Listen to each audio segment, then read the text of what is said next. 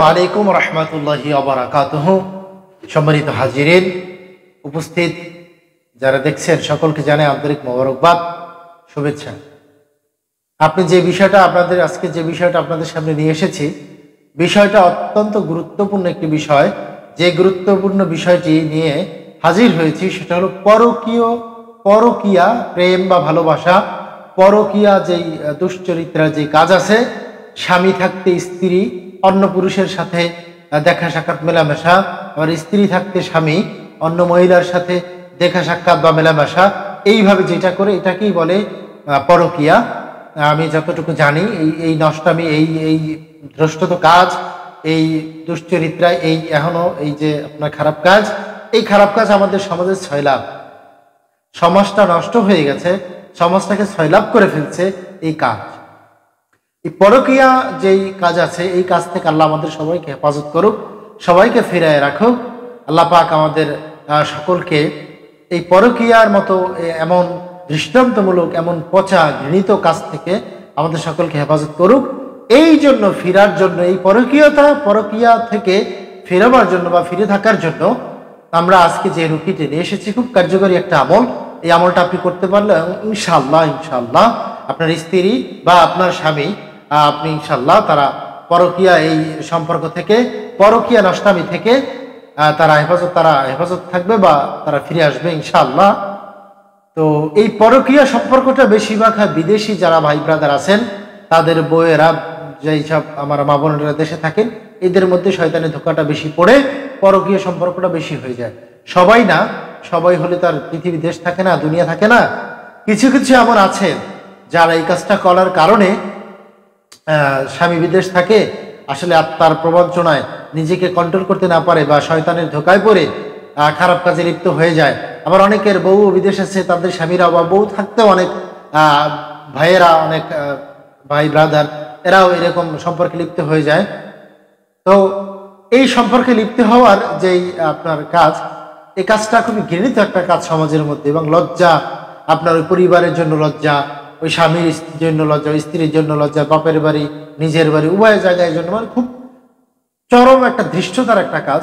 বর্তমান প্রেক্ষাপটে খুব বেশি দেখতেছি এই কাজটা হচ্ছে। বর্তমান প্রেক্ষাপটে পরকীয়ার এই সম্পর্কটা, এই মানে যে পরকীয়ার যে ধারাবাহিকতাটি খুব বেশি আমাদের সমাজে এখন দেখা যাচ্ছে। আল্লাহ পাক আমাদের সবাইকে হেফাজত করুক। আসলে এর মূল কারণ হলো আমাদের ধারাবাহিকতা। আমরা নামাজ রোজাকে ভুলে গিয়েছি, পর্দাকে ভুলে গিয়েছি। আমাদের ভিতরে পর্দা নাই, নামাজ রোজা না থাকার কারণে আজকে আমাদের সমাজে এই ছয়লাভটা বেশি হয়। আজকে আমাদের সমাজের এই ধারাবাহিক এই যে সমস্যাটা, এটা আমাদের আসলে দিন না থাকার কারণে, দিন ভিতরে না থাকার কারণে এই সমস্যাটা আমাদের হচ্ছে বা সমস্যাটা হয়ে যাচ্ছে। আল্লাহ পাক আমাদের সকলকে এমনও খারাপ কাজ থেকে, এমন নিকৃষ্টজনক কাজ থেকে আল্লাহ আমাদের ফেরায় রাখুক। আসলে এটা কষ্টের একটা বিষয়। দেখেন, হাজার হাজার কিলোমিটার দূরে থাকে স্বামী, বহু দেশে বসে নষ্টামি করে স্বামী যদি জানে বা দেখে, এটা আসলে কষ্টের, খুবই কষ্টের এবং কষ্টদায়ক, বেদনাদায়ক। শুধু কষ্টেরই নয়, একটা ফ্যামিলির জন্য একটা হুমকি এগুলা।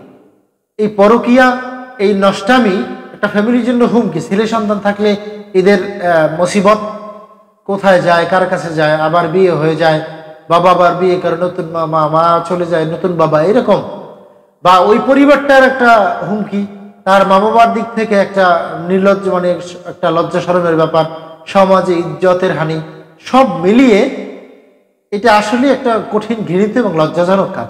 আল্লাহ পাক, আর কথা বাড়াবো না, আল্লাহ পাক আমাদেরকে এখনো লজ্জাজনক নিকৃষ্টতম কাজ থেকে, এই পচা নিকৃষ্টতম কাজ থেকে আল্লাহ পাক আমাদেরকে হেফাজত করুক।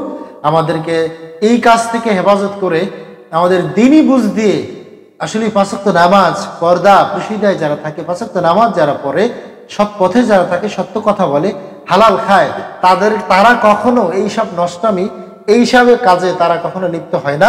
তারা কখনো এতে লিপ্ত হতেই পারে না।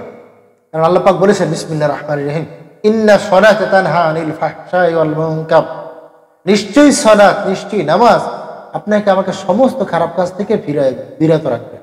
নিশ্চয়ই সালাত, নামাজ আপনাকে আমাকে সমস্ত খারাপ কাজ থেকে ফিরায় রাখবে। অবশ্যই নামাজি হন, রোজাদার হন, রোজা রাখেন, পর্দা করে চলেন, আপনার সমাজের চিত্র পাল্টে যাবে, আপনার মানসিক লেভেল চেঞ্জ হয়ে যাবে।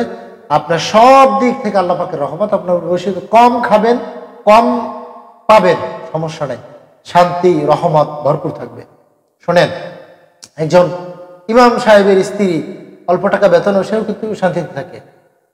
অল্প টাকা বেতন হলেও তারা মানে পরিতৃপ্ত, আল্লাহ রহমতের দৃষ্টিকোণ থেকে তারা ভালো থাকে। আমাদের অন্যান্য প্রফেশনে অনেক লক্ষ লক্ষ টাকা ইনকাম, কিন্তু শান্তি খুব রেয়ার, শান্তি পাওয়াই যায় না। সংসারের মধ্যে অশান্তি, সংসারের মধ্যে ঝামেলা, সংসারে কলহ, পারিবারিক দ্বন্দ্ব, সব কিছু মিলিয়ে ওভারঅল মূল বিষয়টা হচ্ছে দিন না থাকার কারণে আমাদের এই সমস্যা। মূল কথা হলো দিন না থাকার কারণে আমাদের এই সমস্যা। দিনটা যদি আমরা পরিপূর্ণভাবে ঢুকাইতে পারি, পরিবারে আপনার চেষ্টা করতে পারি, তাহলে আর সমস্যা হয় না। যাই হোক, আমি আর কথা বাড়াবো না, আমলগুলো নিয়ে সামনে চলে আসছি। আমলগুলো হলো তালের যে মিস্ত্রি আছে, তালের মিস্ত্রি কিনবেন। মিস্ত্রি কিনে ওই তালের মিস্ত্রির ভিতরে আপনি সূরা আনফালের আয়াত নাম্বার 63, সূরা আনফাল আয়াত নাম্বার 63, সূরা আনফালের এই আয়াত নাম্বার 63 নম্বর আয়াত আপনি ফু দিয়ে 7 বার ফু দিয়ে মিস্ত্রির উপরে সূরা আনফালের 63 নম্বর আয়াত মিস্ত্রিতে ফু দিয়ে তাকে খাওয়াবেন। কমপক্ষে 7 দিন, 14 দিন, 21 দিন এইভাবে করে। হ্যাঁ, আপনি যতদিন তার পরিবর্তন না হয় ততদিন খাওয়াতে থাকবেন। তো 7 দিনই ইনশাল্লাহ, আশা করি 7 দিনই তার পরিবর্তন হবে। 7 দিন তাকে খাওয়াবেন, প্রথম আমল। দ্বিতীয় আমল হলো সূরা আল ইমরানের 200 নম্বর আয়াত। সূরা আল ইমরানের 200 নম্বর আয়াত। এই সূরা আল ইমরানের 200 নম্বর আয়াত কোনো আটার যে রুটি আছে, গমের রুটি যেটা বলে, আটার রুটি, এইটা যদি আপনি পারেন, গম কিনে ওইটাকে মানে ছাতো করে বা পিষে ময়দার মতো করে ওইটা দিয়ে একটা রুটি বানাবেন সুন্দর করে। ওই রুটির উপরে সূরা আল ইমরানের 200 নম্বর আয়াত, এই 200 নম্বর আয়াতটা আপনি লিখবেন জাফরান কালি দ্বারা। আপনার কাছে আপনি যদি লিখতে না পারেন, বা আপনার মসজিদের পাড়া মহল্লায় যদি কোনো ভালো হুজুর থাকে, আপনি জাফরান কালি কলমে নিয়ে দিবেন, লিখে দিবে। বা যারা এইসব রুকিয়া করে, হ্যাঁ, এই রুকিয়া কারক বা তদবির যারা করে, এদের কাছে গিয়া ওই রুটিটা বানায় নিয়ে যাবেন। হুজুর, সূরা আল ইমরানের 200 নম্বর আয়াতটা, এই রুটিটা রিপিট করে আমাকে লিখে দেন। লিখে দিলে ওইটা আপনি তাকে খাওয়াবেন। ওটা একদিনে খাওয়ালেই চলবে, একদিন খাওয়ালেই হবে ইনশাল্লাহ। ওইটা আপনি তাকে খাওয়াবেন। এরপরে 3 নম্বর, পানের উপরে যদি পানের উপরে লিখে খাওয়াবেন, পানের উপরে এই আয়াতটা পানের উপরে লিখে খাওয়াবেন। সূরা বাকারার 165 নম্বর আয়াত, সূরা বাকারার 165 নম্বর আয়াত পানের উপরে যদি লিখতে পারেন বা হুজুর দ্বারা লিখে দেবেন, খাওয়াবেন। যদি না হয় তাহলে লবণের উপরে 11 বার ফু দিয়ে এই আয়াতটা খাওয়াবেন। পানের উপরে লিখে তাকে খাওয়াবেন, আপনার স্বামী বা আপনার স্ত্রী তাকে খাওয়াবেন। যদি না হয় তাহলে সূরা বাকারার এই আয়াতটা 165 নম্বর আয়াত, এইটা লবণের উপরে 11 বার ফু দিয়ে আপনি তাকে খাইয়ে দিবেন। আমি আয়াতটা ছোট্ট বিদায় তেলাওয়াত করে দিচ্ছি। তেলাওয়াত বলতে এই আয়াতের ভিতরে একটা নিয়ম আছে। আপনি এটা পড়বেন তখন আপনি এইভাবে পড়বেন, বিসমিল্লাহির রহমানির রহিম, সূরা বাকারার 165 নম্বর আয়াত। তুহিব্বুনাহুম কাহুব্বিল্লাহ ওয়াল্লাযীনা আমানু আশাদ্দু হুব্বান লিল্লাহ। এই আয়াতের পরে এরপর আপনি লবণে ফুদেন বা পানে লেখেন, নিচে লিখবেন আপনার স্ত্রীর নাম।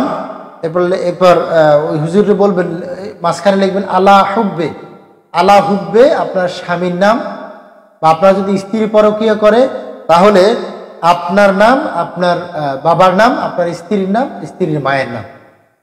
বা আপনার স্বামী যদি পরকীয়া করে আপনার স্বামীর নাম, আপনার স্বামীর বাবার নাম, আপনার নাম, আপনার মায়ের নাম।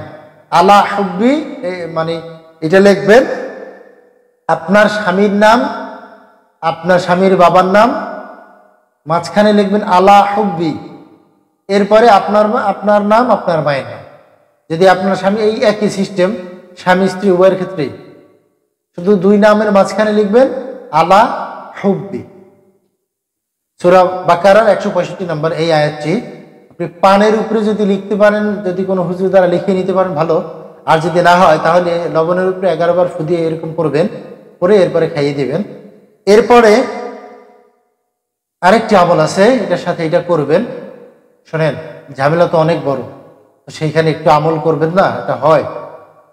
786 বার বিসমিল্লাহির রহমানির রহিম, 786 বার বিসমিল্লাহির রহমানির রহিম পড়ে তাকে ফু দিয়ে খাইয়ে দেবেন। পানিতে ফু দিয়ে পানি খাইয়ে দেবেন। 786 বার বিসমিল্লাহির রহমানির রহিম পড়ে তাকে খাইয়ে দেবেন। 786 বার বিসমিল্লাহির রহমানির রহিম পড়ে খাইয়ে দেবেন। ইনশাআল্লাহ এই আমল পরীক্ষিত আমল করলে ইনশাআল্লাহ আপনার এই আপনার স্বামী বা আপনার স্ত্রী অবশ্যই সে 7 দিন বা 14 দিন বা 21 দিনের মধ্যেই ইনশাআল্লাহ সে ভালো হয়ে যাবে। তবে আমল নামাজের সাথে সংশ্লিষ্ট। আপনি যদি নামাজ পড়েন তাহলে 5 ওয়াক্ত নামাজ যদি আপনার কন্টিনিউ হয়, এই 7 দিনের মধ্যে যদি নামাজ কাজা না হয় 7 দিনের ভিতরে কাজ করবে। 14 দিনের ভিতরে যদি না হয় 14 দিনের মধ্যে কাজ করবে। 21 দিনের মধ্যে। নামাজের উপর ডিপেন্ড করে আপনার এই আমল শক্তিশালী হবে। আপনি নামাজ 5 ওয়াক্ত নামাজ আপনার ঠিক হয়ে যাবে, আমলটা শক্তিশালী হবে। অবশ্যই আমলটা আমরা করব। অবশ্যই আমাদের চ্যানেলটি ভালো লাগলে লাইক, কমেন্টস এবং সাবস্ক্রাইব করতে ভুলবেন না। আপনাদের কাছে অনুরোধ, প্লিজ আমাদেরকে সাপোর্ট করবেন, লাইক কমেন্টস করে শেয়ার করবেন। আপনি ভালো কাজ করলে আরেকজনকে শেয়ার করে যদি দেন, সেও যদি একটা ভালো আপনার থেকে উপকার পায়, কিয়ামতের ময়দানে আপনি এই উসিলায় মাপ পেয়ে যেতে পারেন। অতএব অবশ্যই লাইক, কমেন্টস এবং শেয়ার সাবস্ক্রাইব করতে ভুলবেন না। আমাদের সাথেই থাকবেন, অনুপ্রেরণা দিবেন। আপনাদের জন্য শুভকামনা। অবশ্যই আপনাদের সকলের জন্য শুভকামনা রেখে আজকে এই ভিডিও শেষ করছি। আসসালামু আলাইকুম ওয়া রাহমাতুল্লাহি ওয়া বারাকাতুহু।